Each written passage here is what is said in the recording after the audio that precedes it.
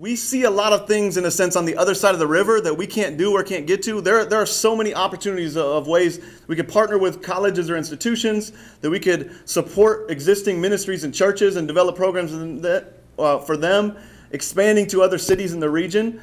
But honestly, we're looking like a river that we don't know how to cross, and we see the opportunities over there, and we're just looking for bridges or people who can build boats or ways for us to get there.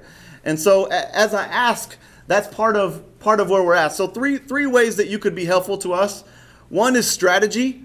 If you sitting here saying, well, I really can't do much, but I can think well, you may be really helpful to us. Or maybe some of you have done a lot of things, and now you want to invest in helping others know how to put together a plan. So we're looking for people to help us develop and accomplish a strategic plan. And that would be 2 half-day meetings, one in June, one in July. Or depending on the people that are interested, we could even move that around a little bit. Those dates are not yet set. The second area is the area of marketing. Again, we believe that we have all of our stories are good stories to be told. And one of the issues that I have with the story that's being told of the city of Chicago is the very negative narrative. And I believe that there's a lot of good things. We're sitting here listening to the good things that are happening in the city of Chicago. And we want to tell the narrative of our students and find ways to do that. So we're looking at ways to tell the story of these students. So if you have experience or expertise in social media, who knew that social media would become an area of expertise? But it is. Blogging, video, print literature, anything of that nature that could help us communicate the story, we could use help in that area. And that could be as simple as an email or a phone call, just consulting.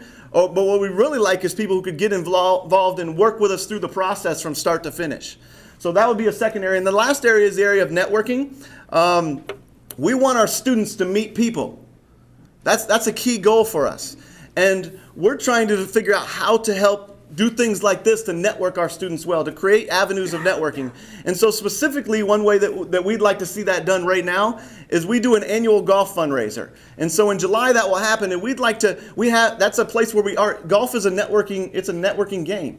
And we've already got that existing event, and we'd like people to help us think through how we can get people or connect our students through that process, because they're there and the golfers or people who participate are there. So we want to use that to network well. So that would be one example of a way that we could use people to help us in networking. But there are many other areas in terms of internships and opportunities that way.